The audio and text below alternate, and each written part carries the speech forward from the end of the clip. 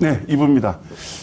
이부는 제가 우리 우 회장님하고 서울에서 인터뷰한 게 그때 윤석열 정부 때입니다. 네. 그때 제가 을주로에 와서 여기 사무실에서 인터뷰를 따는데 이제 지금 인터뷰는 이재명 정부 시대. 예.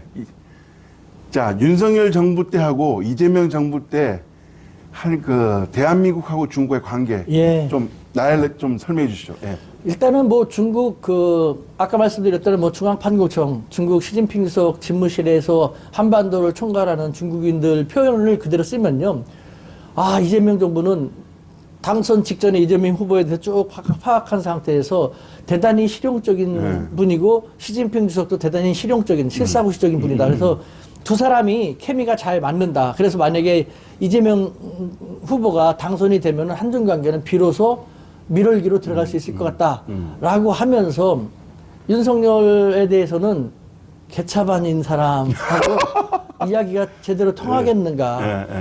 알코올 중독자와 같다라는 것을 자기들도 잘 알고 있어요. 그래서 뭐 실제 한다는 말이 시진핑 주석도 술을 잘 하신다. 술 굉장히 세다고. 네, 잘 하시는데 보니까 이재명 대통령은 뭐 전임 뭐 대통령처럼 그렇게 두주불사하는 그런 스타일이 아닌 것 같고 그래서 이재명 대통령하고 시진핑 주석이 함께 기회가 된다면 정말 넥타이 풀고 중국의 백주, 빠이주라고 하셨으니까 같이 마시고 우리의 또 소맥도 같이 주거니 받거니 마시면은 안 될 것도 되게 될 것이다. 중국에서는 자기들이 하는 얘기입니다. 시진핑 주석이 권한이 절대적이다. 그렇죠. 시진핑 주석이 한번 결정하고 이렇게 해 하면은 중국은 그대로 따를 수밖에 없는 그런 체제이기 때문에 이재명 대통령하고 시진핑 주석이 더 가까워지기 위해서라면 서로의 케미를 확인하기 위해서라면 정말 넥타이를 풀고 허심탄회하게 술 한잔하는 그런 자리를 만들면 참 좋을 것이다라고 사적으로 얘기했죠. 근데 사적으로 이렇게 얘기했지만 제가 얘기하는 상대방은 우리의 청와대에서 외교안보를 담당하는 그런 사람들, 즉 중국의 시진핑 주석실에서 한반도를 총괄하는 그런 사람들이니까 그런 사람들이 그 말은 그렇게 되면 훨씬 더 한중 관계가 좋아지게 될 것이다라는 것이죠. 제가 윤석열 정부 당시에도 우리 우 회장님 측근은 주변에서 멀리서도 봤고 가까이서도 봤고 그런데 윤석열 정부 때 제가 국회에서 우리 우 회장님 모시고 갈 일이 있어 보면 대하는 태도가 달라요. 이재명 정부에서는 지금 굉장히 이런 말 하면 돼. 우리 우 회장님 거의 뭐 연예인급인데. 아유, 무슨 말씀이세요? 아니, 방송에서 안 불러주는데 최근에는 엄청나게 방송 많이 나오더라고요. 예. 저도 참 씁쓸한 것이요. 저는 항상 똑같은 얘기를 합니다. 이쪽에 쏠리거나 저쪽에 쏠리거나 저는 제 소신껏 쭉 지내왔는데 왜 정권에 따라서 어떤 때는 정말 뭐 와서 해달라 더 많이 찾고 부르고 방송에서도 그렇고 강연도 그렇고요. 근데 똑같은 얘기를 하는 사람은 정권에 따라서는 이리 차버리고 저리 차버리고 못 오게 만들고 윤석열 정부 때는요. 중국이 한국에 대해서 한한령을 했지만 저는 한국의 방송이라든가 강연 쪽에서 한우령을 당했습니다. 우스군 저를 든 제한시키는. 그런데 윤석열 정부가 딱 끝나자마자 한국에서 다시 방송국에서 방송을 많이 요청을 하고 그 다음에 강연도 요청을 하고 참 씁쓸합니다. 똑같은 얘기를 하는 사람을 갖다가 어떻게 이렇게 정권에 따라서 이렇게까지 다르게 대우하는지. 그건 기존 정권 보면 너무 미국에 쏠리는 경향, 또 일본에 너무 쏠리는 경향, 중국에 쏠리는. 그런데 대한민국 같은 경우는 솔직히 말해갖고 적절한 관계. 이 중요한 것 같아요. 맞아요, 맞아요. 저는 그래서 저는 이제 그런 식으로 얘기하죠. 안보는 미국의 안미 경중이라고 하지 않습니까? 안보는 미국의 경제는 중국에 해야 한다는 것. 저는 계속 일관되게 말씀드린 것이 그런 시대가 아니다. 20세기 때는 그렇다 하더라도 미국의 힘이 점점 약해지고 또 중국이 점점 부상하는 이런 상황을 볼 때 이제는 우리가 안다, 경다 해야 된다는 걸 계속 얘기했지 않습니까? 안보도 다자적인 차원에서 다져나가고 또 경제도 우리가 중국만 믿을 수 없지 않습니까? 뭐 러시아도 있고 어쨌든 미국도 아직 있고 서구 유럽도 있고 또 뭐 동남아 국가들이라든가 아시아 국가들 많이 성장하지 않습니까? 안보뿐만 아니라 경제도 다자적인 차원에서 더 강건하게 해나갈 필요가 있다. 안다 경다의 시대인데 아직도 우리 사회에서는 중국을 못 믿겠으니까 결국은 안미경중이 아니라 안미경미로 가야 된다고. 그런 식으로 얘기하는 사람도 있지 않습니까? 저는 이게 좀 시대의 변화, 세태의 흐름에 대해서 너무나도 무감각한 분들이 적지 않은가라는 생각이 많이 드는 것이죠. 트럼프 정말 이런 말 하면 죄송하지만 제멋대로인 것 같아요. 윤석열은 제멋대로 아니었습니까? 그러네요. 자, 우리 뭐 전문가시니까 막 경제, 정치 다 전문가시니까 지금 현재 일본하고 중국하고 상당히 우리 이제 사드 배치했을 때 그 지경까지 올랐는데 그게 이 우리나라 대한민국에 긍정적인 영향을 미치겠죠. 그 전체적으로 바라볼 때 안 좋은 것보다는 우리가 어떻게 하느냐에 따라 다르겠습니다만 긍정적으로 활용할 여지가 더 많은 것은 사실이지만 그래도 너무 지나치게 이 두 나라가 뭐 충돌 대립을 하게 되면은 우리도 그 부정적인 영향을 받을 수밖에 없는 것이죠. 그러니까 우리가 어떻게 하느냐에 따라 다른데 어쨌든 제가 뭐 다른 방송에서도 다카이치 사나의 일본 수상이 지명되기 전에도 이미 얘기했습니다. 만약에 저분이 일본의 새로운 수상이 된다 하면은 일본은 계속해서 쇠퇴를 장기적인 측면에서 봤을 때는 쇠퇴 국면을 더 가속하게 되는 것이고 또 다카이치 사나이는 아베 전 수상도 인정할 만큼 극우 중에 극우예요. 그런 얘기를 했습니다. 다카이치 사나이가 국회의원을 하고 아베가 수상일 경우 아베에 대해서 막 따진 것이요. 당신은 이렇게 얘기했는데 수상된 다음에 너무 물러터졌다. 그러니까 한국이 기어오르지 않는가라는 그런 식으로도 막 얘기하고 국우 정책을 계속 견제해야 한다라는 식으로 막 따져 물었을 때 아베 수상이 그렇게 얘기했습니다. 다카치, 자네가 말하는 것은 자네가 수상이 된다면 하면 좋을 것 같소. 라고 얘기할 정도로. 그러니까 아베 같은 경우도 이 다카치가 너무 강경한 극우 노선을 얘기하니까 버거웠는데 지금 다카치 사나이가 자기 자력으로 수상이 된 게 아닙니다. 그렇죠. 일본 자민당 안에서 가장 큰 파벌들의 힘을 받고 됐거든요. 다카치 사나이는 자기 세력이 없지 않습니까? 근데 가장 다카치 씨를 서포트한 파벌이 아베파가 아니라 저입니다. 아소타로라는 아소파입니다.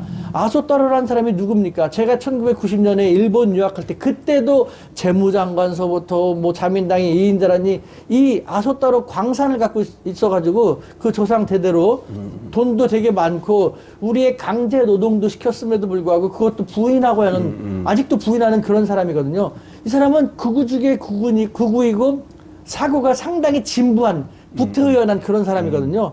근데 이런 사람은 뭐 자민당 의원들을 자기 흔히 말하는 꼬붕처럼 휘해서 이렇게 두면서 돈으로 조정을 하면서 너 내 말 들으면 우리가 수상을 만들면 너 차관시킬게 장관시킬게 이런 식으로 자민당 국회의원들을 수십 년 동안 갖고 놀고 있지 않습니까? 이 사람이 다카이치 사나이 너 내 말 들으면 수상시켜줄 거야. 그래서 다카이치가 딜을 오케이 해갖고 수상이 됐지 않습니까? 그 다음에 자기가 자기 힘으로 어떻게 정책을 전개해 나가겠습니까? 아무래도 아소파가 하라는 대로 할 수밖에 없는 것이지 않습니까? 아소는 일본 사회에서 퇴물 중에 퇴물입니다. 진작 그만뒀어야 될 사람인데 우리나라 같은 경우는 피플 파워가 살아 있어가지고 내쫓고 뭐 하지 않습니까? 근데 일본 사람들은 정치에 대해서 일본 정치 이러면 안 돼 하면서도 누군가가 나서서 나 대신 해주겠지라는 타닉마카세라는 정치하고 완전 별개인 것 같아요. 네, 네. 타닉마카세는 남들한테 맡기는 남들이 해주겠지라는 그런 성향이 되게 강하거든요. 그러니까 일본에서는 세습 정치인서부터 정말 저런 퇴물 중에 퇴물이 그대로 버젓이 살아 움직이고 또 일본이라는 나라를 흔들고 있지 않습니까? 결국은 다카이치 씨는 자기가 극우적인 사상을 갖고 있는 걸 갖다가 아소와 함께 밀고 나갈 수밖에 없는 것이고 국민들은 또 안 돼 하면서도 나서지 않기 때문에 다카이치 시대의 이 정치는 일본이라는 나라의 국운을 계속해서 또 쇠퇴시키게 할 뿐만 아니라 무리하게 한국에 대해서도 중국에서 말로는 미래지향적으로 대화하자 하지만 후진기를 넣었어요. 후진기를 넣고 앞으로 나가자고 하는데 이게 말이 됩니까? 이와 같은 상태이기 때문에 동북아에서의 당장 중국과 일본 심하게 대립하고 있지 않습니까? 동북아의 그 안녕과 평화 구도에도 치명적인 영향을 끼칠 수밖에 없는 정말 저런 정치인들이 옆나라의 최고 지도자가 됐다는 거, 우리 대한민국에도 부정적인 영향이 상당히 우려되지 않을 수밖에 없는 그런 상황인 것이죠. 우리나라 어쨌든 이재명 정부에서 추진하는 실용주의를 그 방향을 계속 노선을 추진해야겠네요. 우리는 그렇게 간다고 하더라도 우리는 정말 일본하고도 중국하고 미국하고 다 잘 지내려고 하고 있지 않습니까? 근데 말씀드린 것처럼 앞으로 나가자고 하면서 후진기어를 넣고 엑셀을 밟으면서 야 같이 가자 하는데 그게 말이 안 되지 않습니까? 그러니까 일본하고 이 다카이치 정부 하나, 다카이치 정권 하나의 일본하고 우리 대한민국, 그것도 중국하고 잘 될래 잘 될 수가 없는 그런 상황인 것이죠. 지금 보니까 중국이 그런 말 했잖아. 독도는 대한민국 땅이다. 그러니까요. 거기서 우리가 어떻게 하느냐에 따라서 이걸 갖다 이 위기 국면을 갖다가 우리의 또 좋은 기회 국면으로 활용할 수 있다고 했는데 바로 중국이 한국에 대해서 어필을 하기 위해서 독도 문제에 대해서 명확하게 얘기하지 않았지만 그것이 중국 스타일입니다. 늘 얘기하지만 애매모호하게 은근슬쩍하게 간접적인 시그널을 이렇게 보여주는 것, 그 중국 스타일인데 명확하게 얘기했지 않습니까? 독도는 한국 거야. 그걸 갖다 빡빡 우기는 이런 식으로 명확하게 한국 편을 들어갖고 한국에 대해서 어필도 하는 그런 모습을 보이고 있죠. 일본도 마찬가지입니다. 이렇게 쭉 가다 보면 우리 한국도 중견 강국이기 때문에 한중일 삼국 협력, 더군다나 한일 간의 협력도 대단히 중요합니다. 그래서 이런 식으로 우리가 너무 한쪽에 쏠리지 않고 우리가 침묵은 금이라고 하지만 지금 이 중일 대립 상황에서 대한민국의 침묵은 다이아몬드거든요.